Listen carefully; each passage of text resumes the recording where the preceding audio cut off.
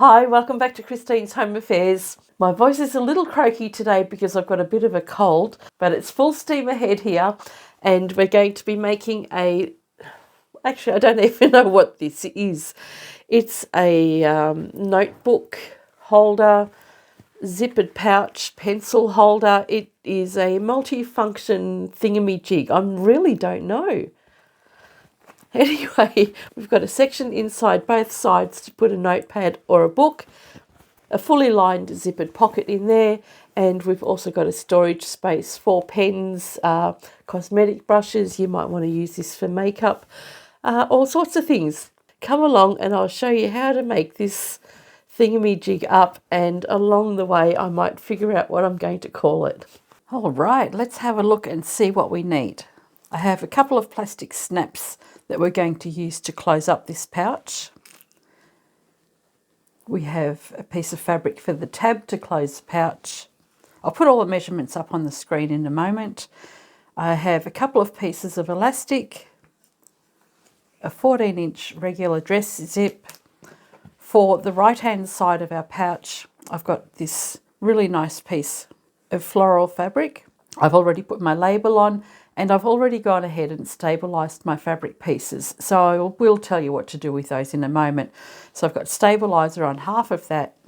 Then on this side of the pouch, we're going to have a little zipper storage area. We've got a couple of pieces of fabric for the lining and the outer fabric has been stabilised. The rest of the zip pocket has been stabilised in a small section, and we have a lining for that. And then to finish up the whole pouch, we've got a large piece of fabric that has been stabilised for the outside, and we have a lining piece as well. So all the measurements are going up on the screen now.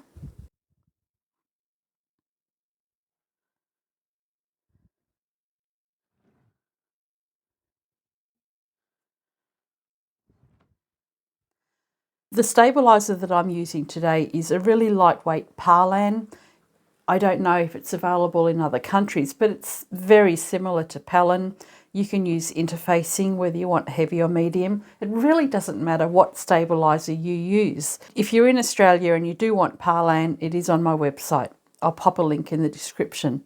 So the fabric pieces that need stabilising are our large outer piece of fabric, which is a 12 by 14 inches. You can see that mine is smaller all the way around, and that's the allowance I've got for my seam allowance. I haven't fused this on perfectly straight. I don't really fuss too much about that, but I do have a 1 centimetre or 3/8 inch seam allowance around the edges, and that just means that when you sew this together, you don't have all that excess bulk from the stabiliser in your seam. You just have a little bit less bulk when you're doing your top stitching. I'll set these two pieces aside for the time being. With my 12 by 12 inch piece, you fold that in half, and then you'll fuse your stabiliser to 1/2 of the fabric. When you do go and fuse your stabiliser to your fabric, have it folded exactly like this, because once you've done this, that's all we're doing with it. These pieces here are for the zippered pouch. So I have an outer fabric and a lining, and the outer fabric and the lining for the other side of the zip. So the zip is going to be placed in the middle here. We'll have a piece of stabiliser fused to the wrong side of that, and we'll also have a piece of stabiliser fused to part of this. This piece of fabric here is going to be the back part of our zippered pocket, and this will be the front. So all you need to do is place your fusible stabiliser 1 centimetre or 3/8 of an inch from that outside edge. Now let's start putting things together. We might as well start with the zip. So I've got the outer fabric and the lining and my oversized zip. I'm just going to be using a regular dress zip today. If you want to use continuous, that's fine. Just go and put your slider on before you close up the sides. All you need to do here is place the zip with the right side facing the outer fabric, and grab your lining and place that right side together. You can pin or clip this together, but we all know I'm addicted to double-sided tape. So I will place my zip over the top and then place my lining over the top of that as well. With the little tab that we've got for closing the bag, I folded that fabric in half as well and fused a small piece of stabiliser onto that. We can place the fabric right side together. We'll sew down this side and this side, come along here, leave a small opening in the center there, and we'll also go and sew right along here. Before we sew the zip and our tab, we'll also prepare this piece of fabric for the right side of our pouch. If you haven't already done so, iron your stabilizer to one side, and with that fabric folded in half, this is what we're going to work with now. Fold this in half this way. Mark the centre, which I've done just here, and from the centre we're going to measure out 2 inches or 5 centimetres. I'm going to place a piece of elastic just on the edge here, and I'll place the other one at the other mark that I've made, and I'm quickly going to go and sew this in place so that we can do the next step at the machine together later. Okay, the elastic is secured on the end, and we've done this just so that it gives us a nice neat edge on the folded edge of the fabric. We can now flip the elastic over. We can mark some channels. I'm making this one for pencils. So all I'm going to do is grab a pencil and roll that up to the edge of the elastic here where it wants to stop. And I'm just going to make a mark beside that so that I know what distance I need to sew. So the first channel I'm stitching is 2 centimetres or 3/4 of an inch from the folded edge here. The first mark I've made is 2 centimetres or 3/4 of an inch from the folded edge on the side here. The next channels that we do don't need to be as far away from each other because we don't have this section of the elastic to contend with. So the next measurement I'm going to do is 1.5 centimetres or 5/8 of an inch from the line that we've already marked. And I'll just do a few more until I get to the other side of the fabric.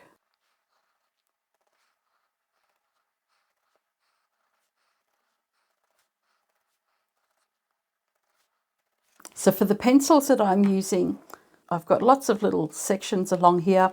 I think those measurements will work for brushes or cosmetic brushes as well. When I've got to about 3 centimetres or an inch or so away from the raw edges along here, I'll stop. And my last stitch will be at the seam allowance here, which is 1 centimetre or 3/8 of an inch. So I'll make a mark along there, which will mean that the last channel will be a little bit bigger. You can evenly space them if you want to. Fold your elastic back over and try and line that up so it's nice and straight. Same for the other one.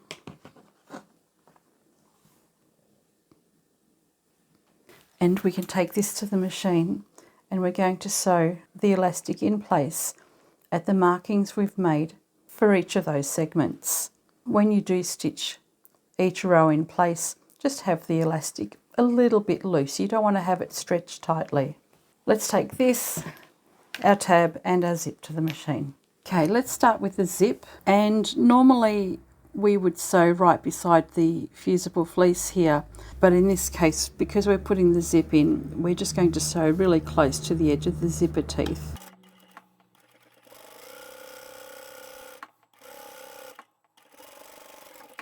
Whilst I've got this piece here, I'll open the fabric out and I'll press the lining and the outer fabric away from the zip, and I'll top stitch.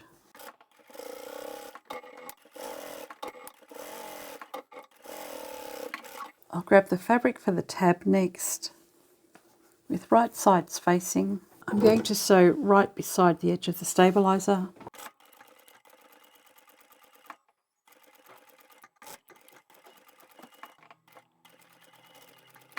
And now we could do the elastic. Flatten the elastic and stitch over the mark that you've made.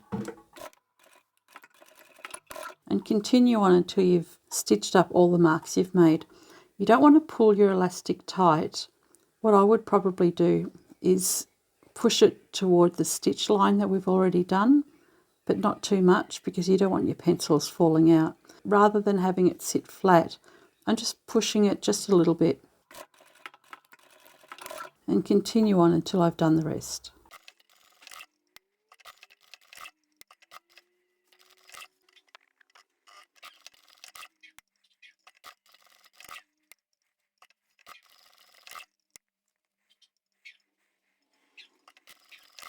Once you've finished the top row, you can go along and do the bottom, which is what I've done here.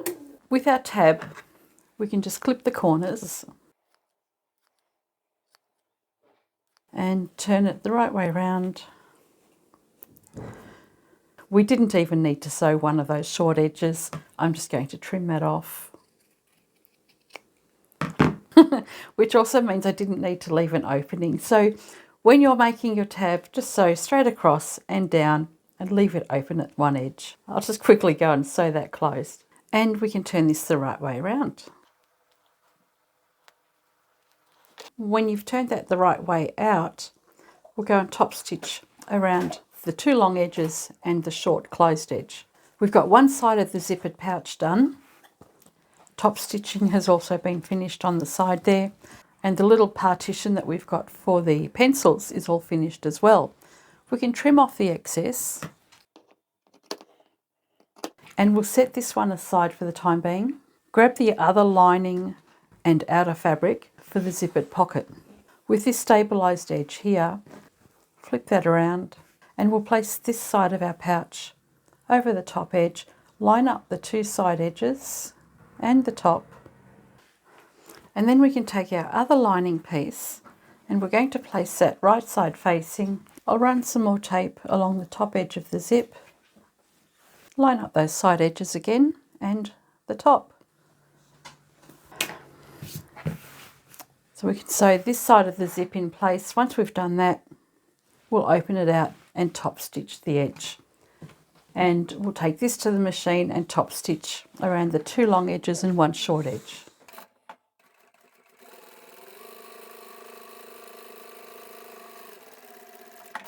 Once again, we'll flatten out the lining and the outer fabric and we'll top stitch.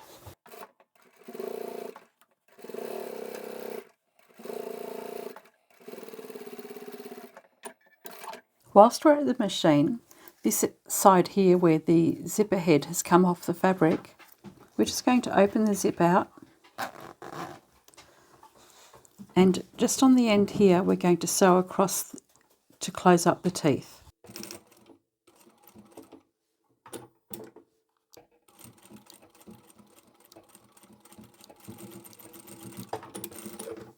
And that will stop the zipper head from coming off the end. And now we can top stitch our tab.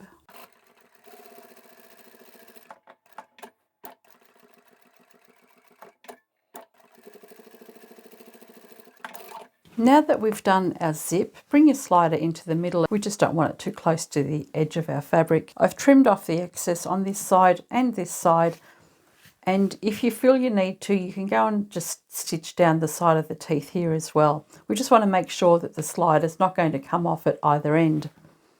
Tab is done as well. Let's grab our lining fabric. So we've got 14 inches or 35 centimetres across there, and 12 inches or 30 centimetres coming down. Fold this in half and find the centre. I'm just going to pop a clip in on this side here for the centre. Then we'll take a zippered pocket, have the lining spread out as well as your outer fabric, and bring both layers of your lining and outer fabric over to meet the other raw edge. This is how our little pouch is going to sit. We've got the folded edge over this side and the raw edges over on this side. Take the zippered pouch and place that directly over the top of your lining. Line it all up nicely there. Grab your little tab, place that over the centre and clip the edge of that in place. So currently we have a folded edge here, raw edges along the outside. Next we can take our elastic pocket. We've got the folded edge along here and the raw edges on the outside. We can line that up with the outside edges of our lining fabric. And then we can take our outer fabric and place that right side together.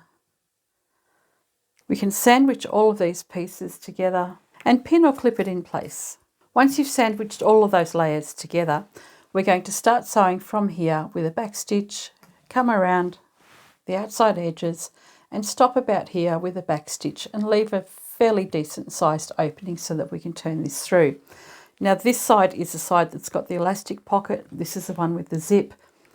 It'll be easier to leave your opening on the side that's got the least amount of bulk in it. So you've got the zipper tape here. So you're better off leaving an opening on this side here somewhere. When I come to the corners, I'll come to the corner, then I go back a couple of stitches, go to the corner, come down, go back a couple and come forward and keep on going to the end. That'll just reinforce the corners for me. So I start here with a back stitch. At the corner I'm going back 2 and forward. Then I'll turn, go forward 2, back 2 and continue on to the other end.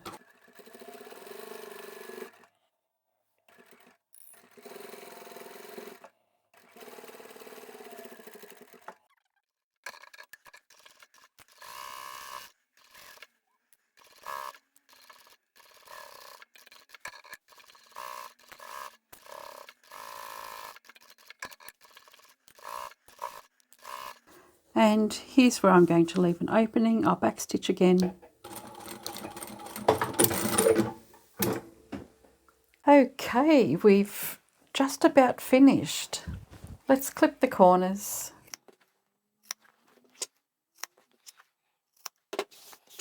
And we can find the opening here. Before I turn it the right way around, I'm just going to fold the edge over to mark a crease to make it easier for these edges to line up so that I can top stitch. Now before I turn this the right way around, I've decided that at the section where I've left an opening, the lining I'm just going to move out of the way. I'll stitch this side pocket onto the outer fabric because when you turn it through it starts flapping about and it may not line up. So what I've done is just moved the lining out of the way and just stitched across here to secure those layers together. You'll know what I mean when you get to it. So now I can get in there and turn everything the right way around. And keep turning everything around until you find where your elastic is. And then the zipper pocket wants to be on the outside as well. And then we can get in and poke our corners out. Once you've turned everything around so that you've got the layers sitting like this, you've got an opening underneath here and here. You've got the back cover here, and this opening that we've left for turning the right way around will actually sit inside this pocket here. So it's going to make it much easier to sew everything closed. Now we can go and top stitch all the way around the entire outside edge. Almost finished, we'll just need to put in a couple of snaps. When you're top stitching, it's up to you if you want to sew over the zipper teeth here. You can start on one side and finish just before there. If you don't think your machine is capable of sewing over all of that bulk, you can stop at the edge of the tape here, start again here and keep on going around. So let's go and top stitch. I'll start on this side of the zipper here, and as I come around I'll decide whether I want to sew over it or not.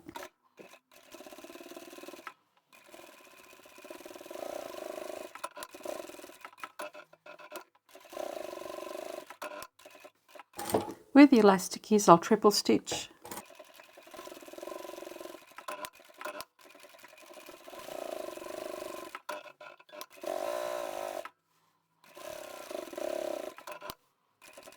And I've decided I'm not going to sew over the teeth, not because my machine won't cope with it, but I think it'll give a neater finish if I sew right up to the edge of the fabric and then start sewing at the other edge.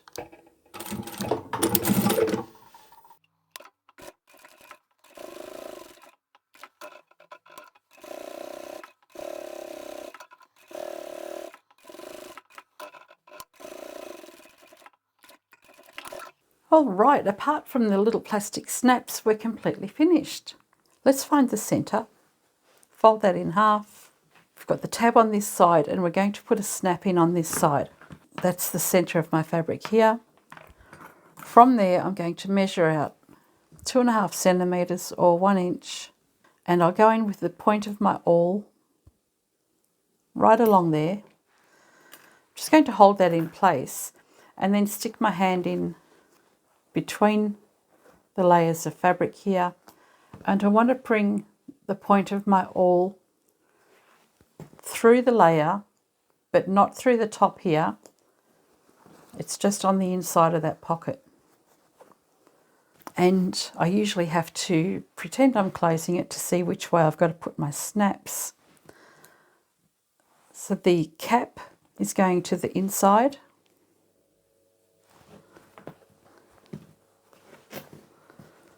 So find that hole, I'll find that hole I've made.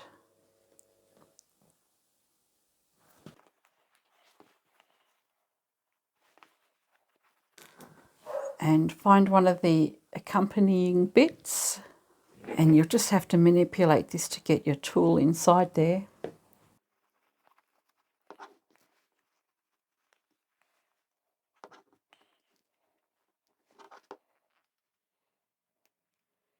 And squeeze that shut. It's one side done, and then we can bring the flap over and work out whereabouts you want to place the other snap. So you want to allow a little bit of wiggle room in case you've got a lot of bulk in here. I might just allow the thickness of a pencil and feel around for the snap underneath and find the centre of it, and then poke your awl through there as well.